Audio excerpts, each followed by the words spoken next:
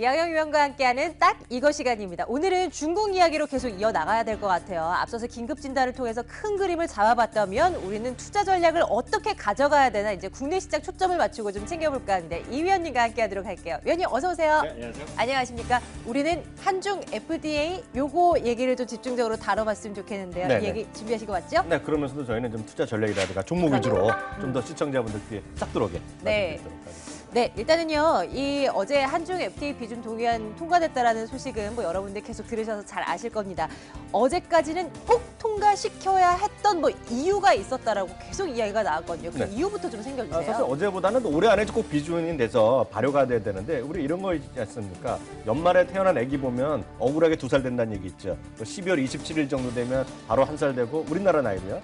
3, 4일만 지나면 또 2살 되잖아요. 네, 네. 딱 이런 게 있습니다. 왜냐하면 한중 FTA 이렇게 내용을 보면 첫 해에 무슨 몇 프로 내리고 두 번째 또 몇 퍼센트 내리는데 요번에 어째 12월 중에 하나만 되면 12월 중에 벌써 또 내리고 1월 달에 또 내리니까 벌써 2, 3일 만에 그냥 길게 뭐 짧게 보면 며칠 만에 그냥 2년치 한꺼번에 내리는 그런 효과가 있기 때문에 정부에서나 그런 여당에서는 하루라도 빨리 내리려는 것이 우리나라 중국 다 마찬가지 입장이었겠죠. 그 인하되는 관세분이 뭐 올해만 뭐 1조 원 넘게 된다던가 뭐 이런 얘기들도 나오더라고요. 네, 그래서 한중 FTA에 대해서 조금 더 짚어보겠습니다. 그래서 이제 비준 동의안이 통과가 됐는데 이걸 과거로 거슬러 가보면 상당히 오래전부터 진행이 됐었던 거 아니겠어요? 네, 말로 시작한 거나 2003, 4년부터 민간 차원에서 협의가 됐고요. 그다음에 정부 차원에서 협의된 게 거의 4, 5년 됐고요. 그래서 이제 보면 작년 11월이죠. 우리나라 대통령이 중국에 가서 한중 정상회담 할 때 거의 협상 타기로 선언했어요. 작년 11월이 되겠고요. 네. 금년 5월에 또 그쪽 장관님들이 모여갖고 정식 서명한 것이 금년 5월이 되겠고요. 결국 어제 국회에서 비준됐기 때문에 이제 중국에서도 국무위원회 같은 데서 이제 통과되면 올해 안에 빠르면 올해 안에 이제 그 비준이 돼서 이제 발효가 되는 것이 올해 이제 시작된다는 것이 양국의 보관이 되겠죠. 어떤 내용이 담겨 있었나 이거를 토대로 잘 알아야 우리가 또 전략을 짜니까요. 관련한 뭐 법률 서비스라든지 뭐 엔터테인먼트 관련한 뭐 하여튼 뭐 서비스와 관련된 얘기들이 유독 많이 보였었던 것 같아요. 네, 맞습니다. 뭐 많은 분들이 이제 FTA 하면 관세 얼마 정도 내리냐라 그래서 우리가 관세 장벽이라는 얘기를 그 법률적으로 쓰는데요. 이번에는 관세 장벽보다는 비관세 장벽. 그러니까 관세랑 상관없는 것들의 얘기죠. 그러니까 예를 들어서 납품을 하는데 처음부터 못하게 한다거나 규정을 까다롭게 하나 이런 것들인데 그런 것들은 많이 열어졌어요. 그래갖고 이번에는 서비스 쪽, 그러니까 관세가 아닌 것들이 오히려 더 주목해야 되는데요. 법률적인 거 보면 상하이 자유무역지대 내에서 중개 로펌을 간주한다고 해요. 건축 엔지니어링 할 때 보면 우리나라도 그런 게 있거든요. 어느 정도 일정 수준의 사업을 했던 사람, 경험 있는 사람만 입찰하라 이런 것들이 있는데요. 네. 여태까지 보면 외국에서 한 거, 한국에서 한 거 인정을 안 받은 거예요. 그러니까 이런 게 대표적인 비관세 장벽인데요. 이런 것들을 상호 이제 중국에서 한 거, 한국에 한 것을 인정해 주자 하는 것이 있겠고요. 환경도 마찬가지입니다. 환경사업 같은 경우 웬만한 건 아예 중국에서 법인을 만들어서 일을 못하게 했어요. 이제 보면 하수처리라든가 그 공해 같은 발전소에서 나는 환경 오염 같은 거 있지 않습니까? 그런 거 막는 것도 해준 것이 대표적인 이런 것들이 되겠고요. 네. 뿐만이 아닙니다. 엔터테인먼트 제가 계속 강조드리는데요. 이런 것들이죠.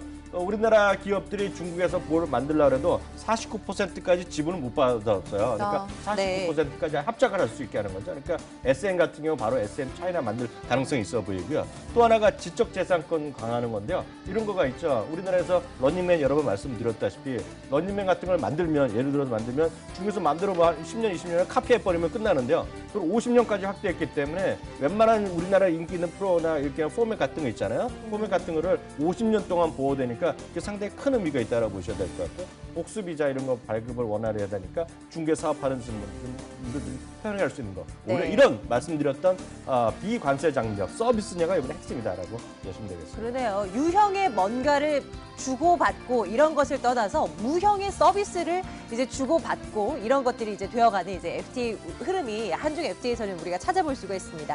산업별로 어떤 것이 수혜를 받고 어떤 것이 피해를 받게 되는 이런 얘기들 굉장히 많이 나오잖아요. 네. 일단 수혜가 예상되는 업종들을 좀 꼽아본다면 뭐가 있겠습니까? 네, 한 두세 군데에서 우리가 별도로 하고 있는데 한국 무역협회에서 한 거거든요. 그러니까 약간은 관변단체에서 얘기하는데요. 약간 더 긍정적으로 얘기를 많이 하고 있습니다. 철강, 기계, 석유화학, 엔터, 관광, 화장품 네. 업종에 상당한 수혜가 있을 것이라 얘기하는데요. 상당히 좀 뜬구름 잡힌 얘기 많은데요. 좀 구체적인 걸 말씀드리겠습니다. 화장품 얘기하는데요. 화장품 이게 정말 대표적인 비관세 장벽입니다. 여성분들도 소연 씨도 예를 들어서 조그만 크림 사면 예를 들어서 몇 g짜리 뭐 다양하게 있지 않습니까? 네네. 립스틱도 여러 가지 색깔이 있는데 그렇죠. 예를 들면 색깔마다 크기마다 껌껌이 여태까지 허가를 받아야 되는데 그렇게 대표적인 비관세 장벽이라서 화장품을 예를 들어서 다양한 그 크기를 수출하려도 머리가 아픈 거예요, 이 사람들이. 다 개별로 조건이 붙는 한번 왔다 거군요. 6개월, 1년 걸리니까 어려운 거죠. 그러니까 사람들이 한국에서 직접 와서 사가는 사람이 많은 거예요. 그러니까 다양한 사이즈가 있어야 되는데 대표적으로 그렇게 보셔야 되겠고 제가 직접 들었는데 마스크팩도 5개들이 뭐 이런 게 있지 않습니까? 네네. 10개들이 되면 또 허가를 받아야 돼요. 그러니까 이런 머리 아픈 건 있는데 이게 네. 대표적인 비관세인데 이번에 그거 해결되는 쪽으로 많이 갔다라는 거 보시면 될 것 같고요. 상대적으로 자동차나 스마트폰, 반도체는 자동차는 아예 빠져 있고요. 스마트폰이나 네. 반도체 이미 무관세이기 때문에 우리랑 상관없다. 이번에 상관없다 보시면 되겠죠. 뭐 조금 더 다양한 의견을 듣고 싶어요. 동전의 양면 같아서 또 뭐 안 좋게 보는 쪽도 있을 것 같고 뭐 네. 증권가 시각은 어떻게 나오고 있습니까? 이것도 네. 챙겨주세요. 네, 하나금융투자 얘기를 제가 잠깐 드리겠는데요. 하나금융은요, 저랑 비슷한 쪽을 갖고 있는데요. 인터넷이나 게임, 미디어, 화장품, 네. 운송, 섬유, 의료 이런 내수 서비스 업종에 상대적으로 긍정적으로 보고 있고요. 아까 무역협회에서는 화학이나 철거음 정도 좋다 얘기하고 있는데 저는 이 하나금융은 별거 없을 것이다. 왜냐하면 중국 내에 어떤 수급의 어떤 경제 상황이 워낙 좋지 않기 때문에 갑자기 이것 때문에 좋아할 것은 없다는 거죠. 그러니까 어떤 분들 질문하실 분이 오늘 왜 이런 게 올라가느냐 보면 어저께 이거랑 상관없이 많이 빠졌잖아요. 그 MSCI 이머징 이런 것 때문에 떨어졌기 네, 때문에 네. 반대하는 거지. MSC 그 우리나라 한중 FTA 때문에 화학 철강 올라간다. 그냥 반대게 빌미로 작용했었던 그건 별로 것뿐이군요. 아니라는 생각하는 것이 맞을까? 위원님 생각 궁금해요. 그래서 우리는 최근 들어서 사실 엔터 관련주들에서도 관심주를 굉장히 좀 많이 꼽아주고 계신데 네네. 좀 그런 같은 맥락으로 이 이슈도 좀 다뤄보면 좋을까요? 네. 탑픽 꼽아주시죠. 탑픽보다 전체적으로 일단 종목분들 좀더 일단 증권사에 내놓고 있는 탑픽부터 볼까요? 하나금융인터넷인데 인터넷 쪽에서는 CJ E&M이라든가 SM, 뉴 이거 영화사죠. J 콘텐츠를 얘기하고 있고요. 화장품은 말씀드렸던 많은 분들이 코스맥스나 이런 건 맞고 연어는 뭐 그릇만 그 용기 만든 건데 모르겠습니다. 하나금융 주장이고요. 아모레퍼시픽. 음식료도 마찬가지거든요. 여러 가지 그 왔다 갔다 하는 게 좋아지는 것이 있기 때문에 CJ 프레시웨이. 네. 섬유 같은 건 의류회사, 베이지하우스라든가 애들용이죠. 제로투세븐 이런 것들에 대한 긍정적인 의견을 얘기하고 있고요. 또 하나 운송이라든가 여행이라든가 철강 이렇게 보면 LG화학이라든가 대한항공, 제주항공, 포스코, 현대제철 등을 하나금융투자에서 네. 다양하게 얘기를 하고 있는데요. 이렇게 보면 다예요, 다. 이거 다 투자할 수가 없잖아요. 네. 위원님의 생각 궁금해요. 뭐 볼까요? 저는 한 두세 가지 딱 찍어드리겠는데요. 모르겠습니다. 제 생각인데요.